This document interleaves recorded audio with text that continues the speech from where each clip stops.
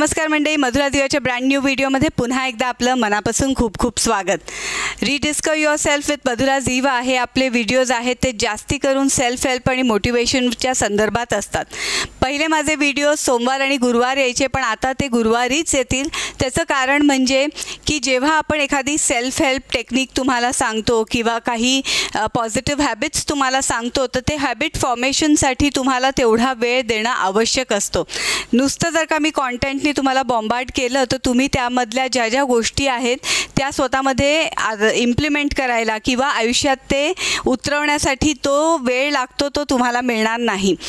मला असं वाटतं की थर्सडे टू थर्सडे जर का आपण नवीन नवीन गोष्टी शिकत गेलो तर आपल्याला मधले 5-6 दिवस मिळतात ज्याच्यात आपण त्या सवयी स्वतःला लावू शकतो. 2024 ब्रँड न्यू इयर, कोरं करकरीत वर्ष आपल्यासमोर आहे आणि या वर्षी कोणत्या अशा पॉवरफुल हॅबिट्स प्रत्येकाने डेव्हलप केल्या पाहिजे, कारण त्या हॅबिट्स डेव्हलप केल्यामुळे आमूलाग्र बदल स्वतःमध्ये पडतो. ह्याचा मी स्वतः अनुभव घेतलेला आहे. सो माझ्या दृष्टीने त्या पॉवरफुल हॅबिट्स कोणत्या आहेत, कोणत्या त्या अशा सवयी आहेत ज्या प्रत्येक व्यक्तीने स्वतःमध्ये डेव्हलप केल्या पाहिजेत, जेणेकरून तुम्ही आयुष्यात खूप कॉन्फिडंट आणि यशस्वी आणि स्वतःला एका वेगळ्या लेवलवर नेऊ शकता. तर हा व्हिडिओ खूप इंटरेस्टिंग होणार आहे, तर शेवटपर्यंत बघा. So let's get started.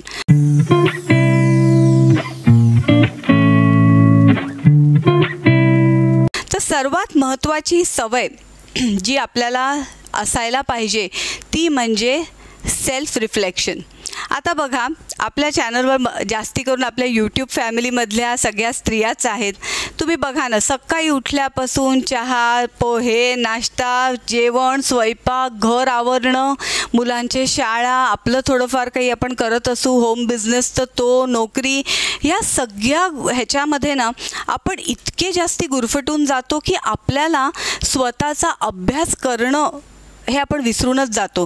किंबहुना आपल्याला ती सवयच नसते, आपण ती हॅबिट स्वतःला लावलेली नसते. सो जसं आयुष्य चाललं आहे तसं आपण चालत राहतो. पण सेल्फ रिफ्लेक्शन ही एक अशी सवय आहे ज्याच्यामध्ये तुम्हाला तुमचं पूर्ण ॲनालिसिस अगदी चांगल्यापणे कळतं. पण ते ॲनालिसिस करताना अगदी नॉन पार्शल वेनी करायला पाहिजे. म्हणजे जे खरं आहे तेच तुम्ही लिहिलं पाहिजे. फॉर एक्झाम्पल, आता सेल्फ रिफ्लेक्शन कसं करायचं किंवा सेल्फ ॲनालिसिस कसं करायचं, तर कुठल्या गोष्टींमुळे तुम्हाला स्वतःबद्दल चांगली माहिती मिळू शकते. फॉर एक्झाम्पल, आता बघा, जेव्हा समजा आता आपण फ्लॅट किंवा घर घेतो तर आपण काय विचारतो, कार्पेट एरिया किती आहे, बिल्टअप किती आहे, पर स्क्वेअर फीट किती आहे, किंवा त्याचं कुठल्या एरियामध्ये तो फ्लॅट आहे. म्हणजे काय, तर एक ओव्हरऑल पिक्चर आपल्या डोळ्यासमोर उभं राहण्यासाठी, to understand that property better, आपण हे सगळे डिटेल्स घेतो. त्याचप्रमाणे ही जी आपली प्रॉपर्टी देवानी दिलेली आहे मस्तपैकी, त्याचं सेल्फ रिफ्लेक्शन आपण केलंच पाहिजे. मग ते कसं करायचं, तर काही गोष्टी आपण एक डायरी घ्यायची आणि त्याच्यावर लिहून काढायचं. व्हॉट आर माय फिअर्स, मला कशाची भीती वाटते. What are my positive things, आपल्यात काय चांगलं आहे हे माहिती असायलाच पाहिजे. व्हॉट आर माय वीकनेसेस, म्हणजे कुठली गोष्ट मला आहे जी जमत नाही. फॉर एक्झाम्पल, समजा मला स्टेजवर बोलायची भीती वाटते, मला 4 लोकांमध्ये बोलायची भीती वाटते, तर ही गोष्ट लिहून काढायची. चौथी महत्त्वाची गोष्ट तुम्ही लिहू शकता की what are the areas I need to work on. म्हणजे कसं, समजा हेल्थ रिलेटेड काही इश्यू असेल की अरे बाबा, समजा माझे ना मसल पेन मला खूप होतं आहे, माझ्या टाचा दुखत आहेत. तर मग का दुखत आहेत, तर माझं वजन वाढलेलं आहे. मग त्याच्यासाठी मी काय करायला पाहिजे, त्या इश्यूला काहीतरी तेवढं महत्त्व दिलं पाहिजे, त्याच्यावर फोकस केलं पाहिजे. अरे मग काय, मग मी टाचांना तेल लावलं पाहिजे, मी वजन कमी केलं पाहिजे, मी चालायला गेले पाहिजे, हिल्ससाठी किंवा टाचांसाठी जे व्यायाम असतात ते मी केले पाहिजे. सो हेल्थ रिलेटेड जे एरिया आहे त्याच्यावर कोणता प्रॉब्लेम आहे त्याच्यावर मी फोकस करणार. दुसरी गोष्ट म्हणजे रिलेशनशिप. समजा माझ्या नात्यांमध्ये काही दुरावे असतील, काही रुसवे फुगवे असतील, तर ते चांगली करण्यासाठी आपण काय करू शकतो ते लिहून काढायचं. मग हे ह्या सगळ्या ज्या एरियाज आहेत, किंवा मला स्वतःला छान ठेवायचं आहे, मला स्वतःला प्रेझेंटेबल करायचं आहे, मग मी काय केलं पाहिजे? मग मी माझी स्किन केअर केली पाहिजे, माझ्या केसांसाठी काहीतरी छान DIY केलं पाहिजे, घरगुती उपाय काहीतरी केलं पाहिजे, माझ्या ड्रेसिंगकडे मी लक्ष दिलं पाहिजे. So these are the areas which need to be focused. हे सगळं लिहून काढायचं. आणि सर्वात महत्त्वाचा पॉईंट ज्याला आपण वीकनेसेस म्हणतो, तर तो वीकनेस म्हणजे काय झाला की ते आपल्याला जमत नाही आहे, पण त्यासोबत आपण आपले दोष लिहून काढायचे. दोष लिहिणं फार कठीण असतं, पण मी तुम्हाला सांगते, तुम्हाला असं खाडकीने जाग येते ना जेव्हा तुम्ही ती डायरी नंतर वाचाल आणि जेव्हा तुम्ही एक इम्प्रूव्हमेंट प्रोसेसमधनं जाल and Wien you reflect back, तेव्हा तुम्हाला लक्षात येईल. आता दोष म्हणजे कसं असू शकतं की मी सगळ्यांशी खूप हार्शली बोलते, किंवा मी खूप आळशी आहे, किंवा मी खूप जास्ती पैसे खर्च करते, किंवा काही दोष असतो ना. त्या दोष म्हणजे काय की ज्याच्यामुळे स्वतःची आणि दुसऱ्यांची हानी होते, हा म्हणजे दोष. आणि दोष प्रत्येकामध्ये असतात, पण त्या दोषांचा अवेअरनेस किंवा त्या दोषांची माहिती जर का आपल्याला असेल तर आपण थोडंसं सतर्क राहतो आणि थोडंसं ते कंट्रोलमध्ये येण्यास मदत होते. सो या पद्धतीने स्वतःचा बायोडेटा तयार करायचा आहे की काय काय गोष्टी माझ्यात आहेत. आपल्याला माहीतच नसतं, ही एवढी मोठी सिस्टीम आहे आपली, या सिस्टीमबद्दल आपल्याला माहीतच नसतं. जसं सद्गुरू म्हणतात ना की कुठलीही एखादा आपण गॅजेट आणतो, कॅमेरा आणतो किंवा मोबाईल आणतो, तर त्याचं एक इन्स्ट्रक्शन मॅन्युअल असतं, कसं वापरायचं, कसं ते परफॉर्म होतं, सगळं लिहिलेलं असतं. तसं आपलं स्वतःचं एक मॅन्युअल आपल्याकडे असायला पाहिजे. सो त्याच्यासाठी self reflection is very important. आपण काय आहोत हे अगदी खडतरपणे, कुठलंही पार्शालिटी न करता, अजिबात खोटं स्वतःशी न बोलता मस्तपैकी लिहून काढायचं आहे. आणि त्याच्यानंतर चांगल्या सवयी डेव्हलप होण्यासाठी आपल्याला ह्याची खूप जास्ती मदत होते आणि आपल्याला आपल्या गुणदोषांची चांगल्यापैकी ओळख होते. दुसरी महत्त्वाची गोष्ट, 1000 वेळा मी माझ्या व्हिडिओजमध्ये सांगते, माझ्यासाठी हे खूप लाईफ चेंजिंग ठरलेलं आहे. मी पण पहिले ना 7-7:30ला वगैरे उठायचे, पण नाही, गेले 5-1 वर्ष यूट्यूबवर मी जेव्हापासून आले ना तेव्हापासून मी स्वतःला खूप जास्ती एलिव्हेट केलं, खूप स्वतःवर काम केलं.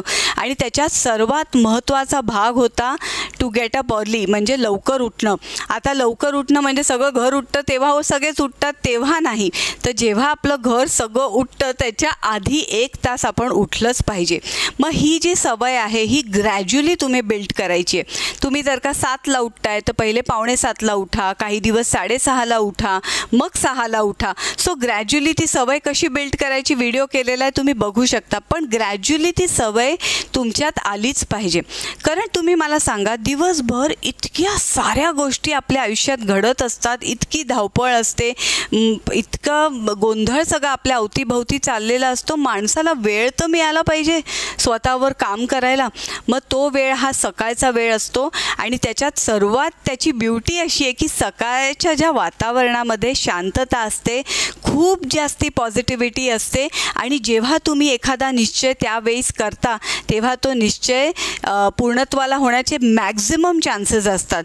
आणि तुम्ही एक पूर्ण हेक्टिक डेसाठी किंवा येणाऱ्या सगळ्या चॅलेंजेससाठी स्वतःला प्रिपेअर करता. So get up early, ditch the bed. बिलकुल म्हणजे मी तुम्हाला मध्ये पण तो 17 सेकंड रूल वगैरे असे बरेच रूल्स सांगितलेत, तर ते तुम्ही सगळे अभ्यास करा, ते व्हिडिओजचे अभ्यास करा आणि सकाळी उठण्याची सवय लावा.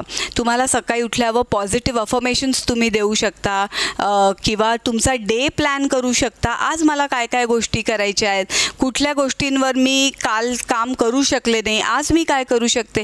तुम्ही ध्यानधारणा करू शकता, योगा करू शकता, फिरायला जाऊ शकता, पण स्वतःसोबतचा 1 तास हा फार महत्त्वाचा आहे आणि तो सकाळीच मिळतो.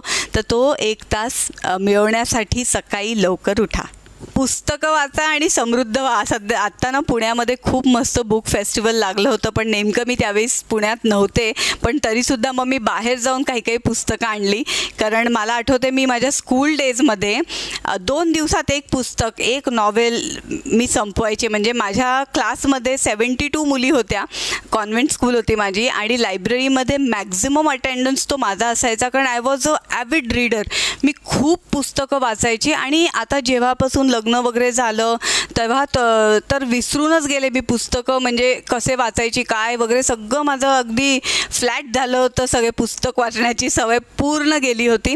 पण जेव्हा मी कॉर्पोरेट क्षेत्रात उतरले 2013मध्ये, तेव्हा जेव्हा आम्हाला गोष्टी ट्रेन करायच्या, लोकांना ट्रेन करायचं, सांगायच्या 10 गोष्टी, तेव्हा अभ्यास पाहिजे ना. अभ्यास असेल तर तुम्ही दुसऱ्यांना सांगू शकता. स्वतःच काही केलं नाही तर दुसऱ्याला काय शिकवणार. सो त्यावेळीपासून मला वाचनाची परत सवय जी आहे ती लागली आणि मध्यंतरी ती परत कमी झाली. पण परत 5-6 महिन्यापूर्वी मी ती परत सवय रिइन्वोक केली की नाही आपण वाचलंच पाहिजे. काय झालं आहे सध्या मोबाईलवर कंटिन्युअस आपण रील्स बघतो, शॉर्ट्स बघतो आणि त्याच्यामुळे ना जे इझी आहे ना ते आपण पटकन करतो. पण मला असं वाटतं की बुक रीडिंगनी माणूस समृद्ध होतो, तुमची वोकॅब्युलरी चांगली होते, एका वेगळ्या विश्वात ते पुस्तक तुम्हाला नेतं. सगळं इमॅजिनेशन तुमच्या डोळ्यासमोर ते उभं राहतं, तुमच्या मनातला ताण कमी होतो आणि इट मेक्स यू थिंक. आता मी काही पुस्तकं आणलेली आहेत, त्यातलं एक माझं वाचून झालं आहे, सिक्रेट आहे. त्याच्यानंतर जोसेफ मर्फीचं the power of subconscious mind आहे. त्याच्यानंतर नेपोलियन हिलचं थिंक अँड ग्रो रिच आहे. तर मला ना अशा प्रकारची पुस्तकं, सेल्फ हेल्प, सेल्फ डेव्हलपमेंट, अशा प्रकारची पुस्तकं वाचायला खूप आवडतात. मी शाळेत असताना खूप नॉवेल्स वगैरे वाचायचे, पण आता मला असं वाटतं की ह्या पुस्तकांनी ना लाईफ चेंज होतं. सो रीडिंगची हॅबिट ठेवलीच पाहिजे. कमीत कमी 2 मिनटं तरी रोज तुम्ही वाचलंच पाहिजे. कुठलंही पुस्तक घ्या, ते वाचा. आणि पुस्तकं नसतील ना तर मी तर म्हणते काहीच नाही वाचत असाल तर पेपर वाचा. आजकाल न्यूजपेपर पण आपण वाचत नाही, कारण ते सुद्धा आपल्या मोबाईलवर ॲप्स असतात, त्याच्यावर आपण न्यूज बघून घेतो. पण लिटरली तो पेपर घेऊन जेव्हा आपण वाचतो तेव्हा एक रीडिंगची हॅबिट डेव्हलप व्हायला मदत होते. सो मला असं वाटतं ही खूप पॉवरफुल हॅबिट आहे, ज्याच्यामुळे आपण समृद्ध होतो, आपल्या विचारांना चांगली दिशा मिळते. आता कुठली प्रकारची पुस्तकं वाचायची ते तुम्ही ठरवा. जर का तुम्ही खूप सिरियस असाल ना तर तुम्ही चांगले ह्युमरस अशी फिक्शनच्या गोष्टी वाचल्या तर मला असं वाटतं जरा तुमचा मूड चांगला व्हायला मदत होईल. तुम्ही खूप ॲम्बिशियस असाल, गो गेटर असाल तर तुम्हाला सेल्फ हेल्प बुक्स, मोटिवेशनल स्पीकर्सचे बुक्स असे वाचले तर मदत होईल. अर्थात तो शेवटी तुमचा चॉईस आहे, पण वाचणं हे फार जास्ती महत्त्वाचं आहे. So reading is a powerful habit that everybody should develop in the year 2024. गोष्ट म्हणजे माइंडफुल ईटिंग खूप महत्त्वाचं आहे. सध्याच्या काळामध्ये इतकं जास्ती टेम्पटेशन आहे आपल्याला, आपण खूप जास्ती एक तर कामात व्यस्त असतो, हजारो प्रकारचे फूड आयटम्स आपल्याला इझिली ॲक्सेसिबल असतात आणि आपण ते खातो. पटकन भूक लागली कुठे समोसाच खा, कुठेतरी वडापावच जाऊन खा, कुठेतरी पेस्ट्रीज खा. आणि ह्याच्यामुळे काय झालं आहे, आपण काय खातो त्याचं आपल्याला भानच राहिलं नाही आहे. पोट भरण्यासाठी किंवा जिभेला आवडतं म्हणून आपण माइंडफुल नसताना आपण खातो. आणि मी तुम्हाला सांगते ह्यातनं इतके जास्ती कॉम्प्लिकेशन्स हेल्थचे डेव्हलप होतात. वजन वाढतं, शुगर वाढते, ॲसिडिटीचे त्रास होतात, नाना प्रकारचे त्रास तुम्हाला होतात.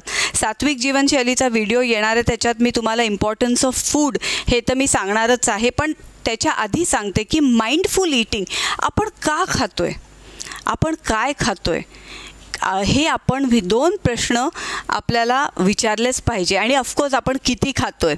सो आपल्याला खरंच भूक लागली आहे का, शरीराला गरज आहे का, हे अन्न खाल्लं तर मला त्रास होणार आहे का. कधीतरी आपल्याला माहिती असतं बरं का. आपण समजा आता मी तुम्हाला माझं उदाहरण देते. आता पुण्यामध्ये मी जेव्हा जाते कधी कधी ना मला घाई असेल तर मला कधीतरी एक दिवशी काय झालं होतं, माझा ब्रेकफास्ट झाला नव्हता आणि मला ॲसिडिटीची माझी प्रकृती आहे. आणि ना मी एका हॉटेलमध्ये गेले कारण मला भूक लागली. म्हटलं पुण्यात मिळतं तर आपण त्या दिवशी मला वाटतं उपवास होता का काय, आय डोंट नो.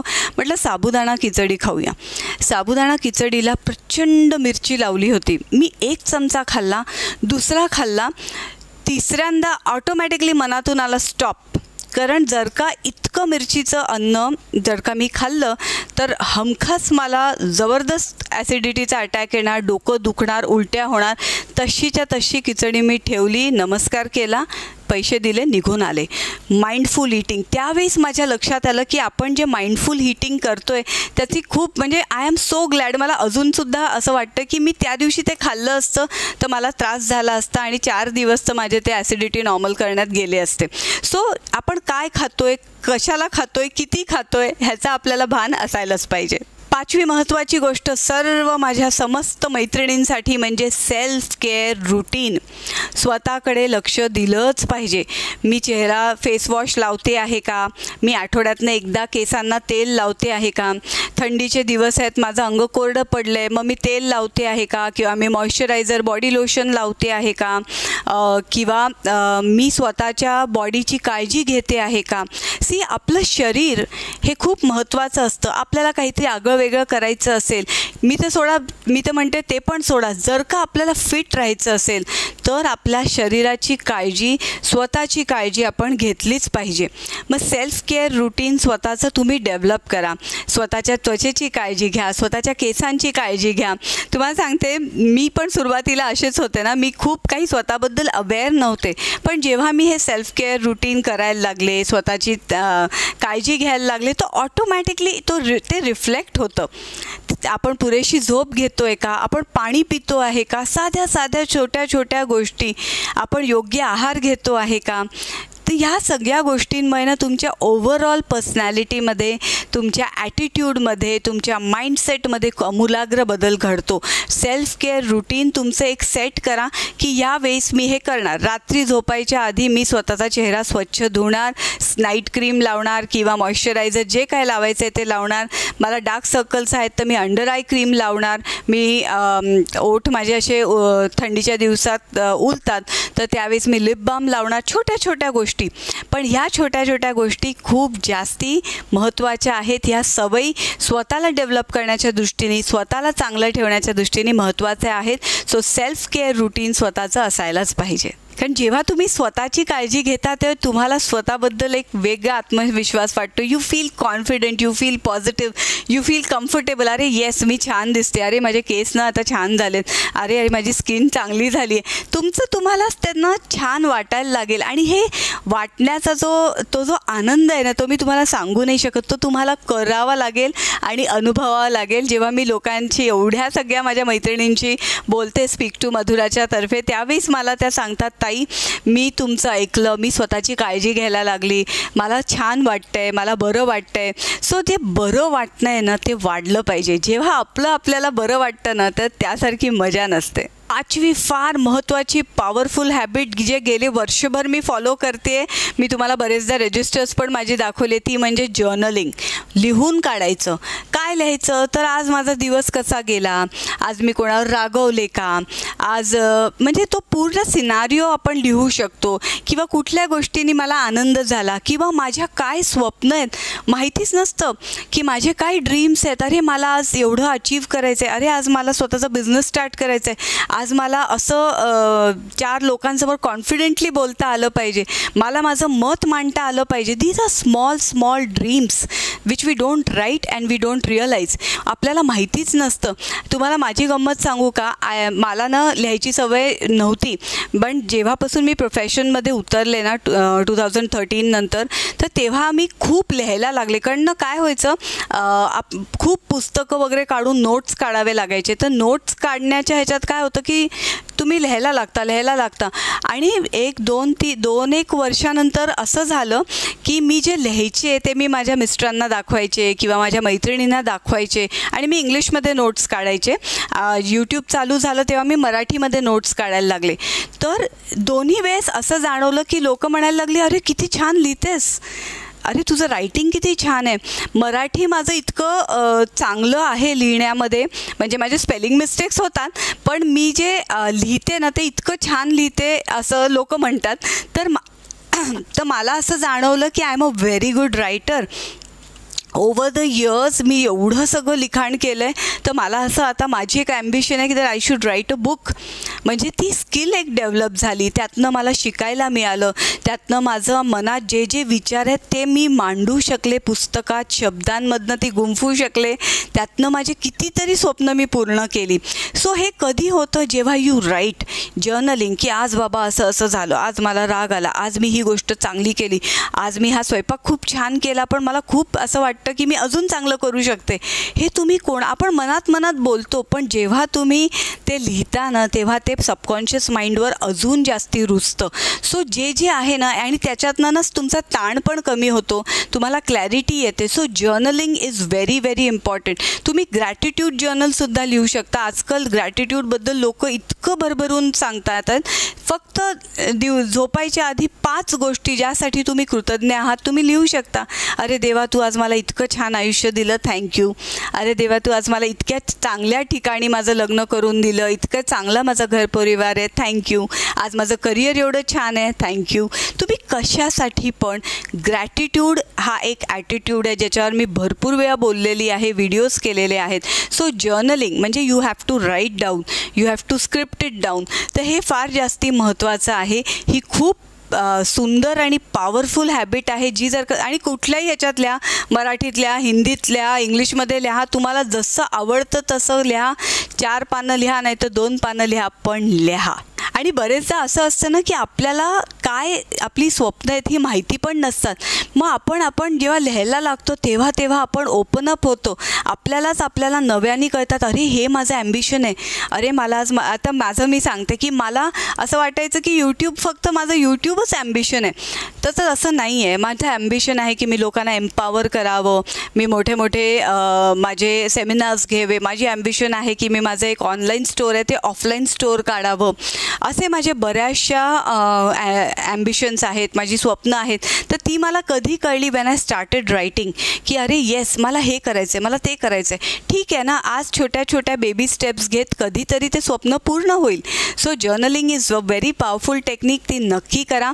यातनं छानसा तुम्हाला तुमची ओळख पण होईल आणि स्वतःबद्दल एक आत्मविश्वाससुद्धा वाढेल. सो मी आशा करते मंडळी, ह्या 5 महत्त्वाच्या सवयी 2024मध्ये, ह्या पॉवरफुल हॅबिट्स जर का तुम्ही स्वतःला लावल्या तर एक वेगळं व्यक्तिमत्व आणि एक सुंदर आयुष्य तुम्ही स्वतःसाठी घडवाल. You will start creating a beautiful life for yourself. जेव्हा तुम्ही स्वतःवर काम करता ना, तुम्ही 4 लोकांमध्ये उठून दिसता, हे मी तुम्हाला गॅरंटीने सांगू शकते. सो आय होप तुम्हाला आजचा व्हिडिओ मोटिवेशनल ठरला असेल, पण उपयुक्त पण असायला पाहिजे. नुसतं माझं ऐकून दुसऱ्या व्हिडिओवर स्किप करू नका. मी जे सांगितलं आहे ते खरंच करा, ते प्रॅक्टिस करा आणि तरच त्याचा रिझल्ट तुम्हाला दिसेल. तो मंडळी 2024मध्ये या पॉवरफुल हॅबिट्स स्वतःसाठी डेव्हलप करा आणि एक वेगळं आयुष्य, सुंदर आयुष्य स्वतःसाठी घडवा. जेव्हा तुम्ही हे करायला लागाल इट्स व्हेरी रिझल्ट ओरिएंटेड, तुम्हाला त्याचे रिझल्ट्स हमखास दिसतील. सो टिल देन मंडळी, स्टे हॅपी, स्टे मोटिवेटेड. लवकरच भेटूया एका नवीन व्हिडिओमध्ये पुढच्या गुरुवारी. नमस्कार.